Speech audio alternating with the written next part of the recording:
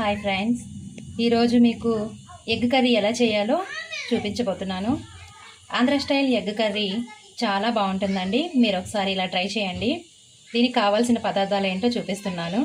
First boiled eggs and అందులోనే ఉడికించిన ఆలుగడ్డలు, అలాగే కట్ చేసుకున్న ఆనియన్స్, పచ్చిమిర్చి, కట్ చేసుకున్న ములక్కాడ ముక్కలు, అలాగే కట్ చేసుకున్న ఒక 3 టమాటా ముక్కలు, కరివేపాకు.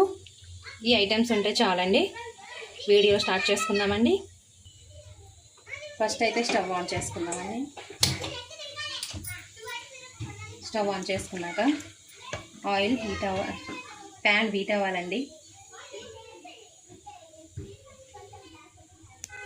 ప్యాన్ హీట్ అయింది కదండి. ఇప్పుడు ఆయిల్ వేడి చేసుకుందాం. ఈ ఆయిల్ వేడెక్కాక దీంట్లో పోపు దినుసులు వేసుకుందామండి. ఆయిల్ హీట్ అయింది కదండి. ఇందులో పోపు దినుసులు వేసుకుందాము.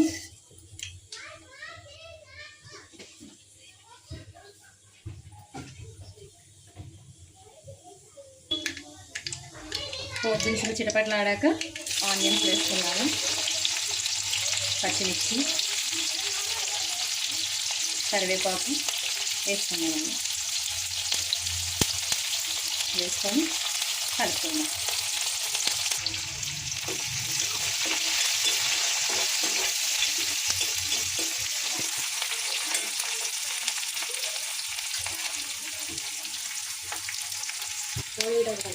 ఆనియన్స్ కొంచెం ఫ్రై అయ్యాక దీంట్లో అల్లం వెల్లుల్లి పేస్ట్ వేసుకుందామండి.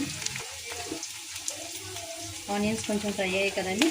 అల్లం వెల్లుల్లి పేస్ట్ వేసుకుందాం.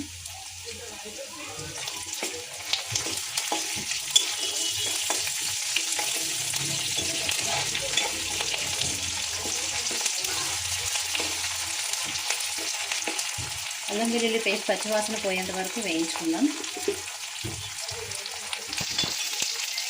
అల్లం వెల్లుల్లి పేస్ట్, ఆనియన్స్ అన్నీ చక్కగా ఫ్రై అయ్యాయి కదండి.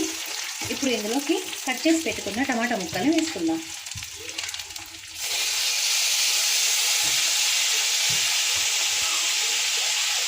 ఇప్పుడు దీంట్లో కాస్త సాల్ట్ వేసి టమాటా ముక్కల్ని మగ్గనిద్దామండి.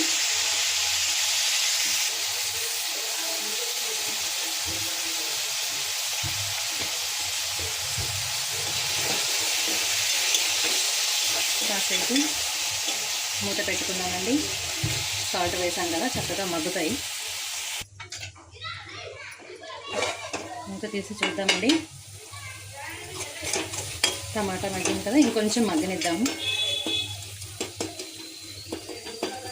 ఇప్పుడు దీంట్లోనే పసుపు, కారం అన్నీ వేసుకుందామండి. కొంచెం పసుపు,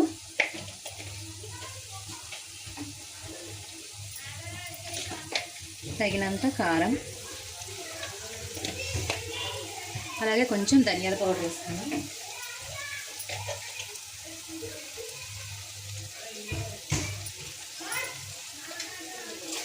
దీన్ని కలిపేసి ఇంకాసేపు మూత పెట్టుకుందామండి.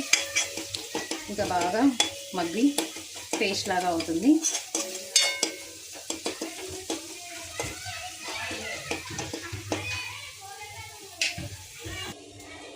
మూత తీసి చూస్తున్నామండి.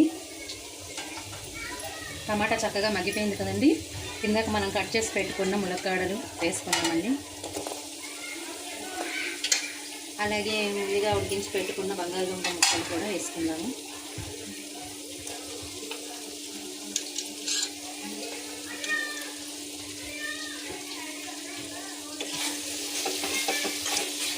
నేను దీంట్లో వాటర్ వేయడానికి గ్రేవీ కోసం అని పక్కన కొంచెం వేడి చేస్తున్నానండి.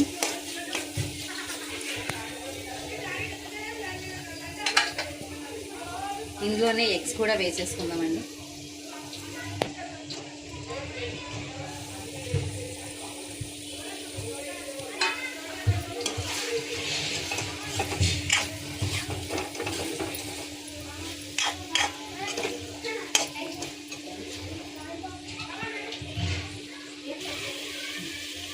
ముందుగా వేడి చేసుకున్నానండి నేను. ఇప్పుడు ఇందులో ముందుగా వేడి చేసి పెట్టుకున్న వాటర్ని వేసుకుందామండి.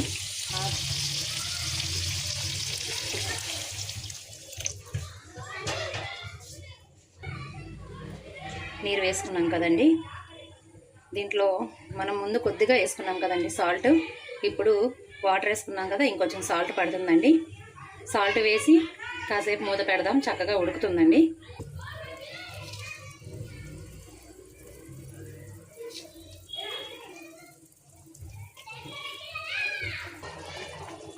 కాసేపు చూసారు కదండి, చక్కగా ఉడుకుతుంది.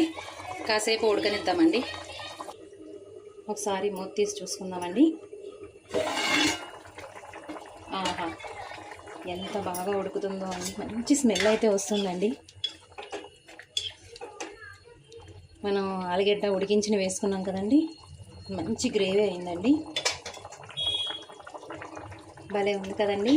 నాకైతే ఎప్పుడెప్పుడు తినేద్దామా అన్నట్టుందండి. చాలా టేస్టీగా ఉంటుంది ఆంధ్ర స్టైల్ ఎగ్ కర్రీ. ఇలా ఆలుగడ్డ ములక్కాడలు చేసుకొని వంట చేస్తే చాలా బాగుంటుందండి. ఒకసారి మీరు ఇలా ట్రై చేయండి. చూసారు కదండి అంత చక్కగా ఉడికిపోయిందో. ఇంకా కర్రీ అయిపోయినట్టే అండి ఆల్మోస్ట్. ఇంకా స్టవ్ ఆఫ్ చేసేసుకుందాము. జ్యూసీగా, చాలా గ్రేవీగా, చాలా టేస్టీగా ఉంటుందండి. మీరు ఒకసారి ఇలా ట్రై చేసి చూడండి, మళ్ళీ చేసుకొని తింటారండి.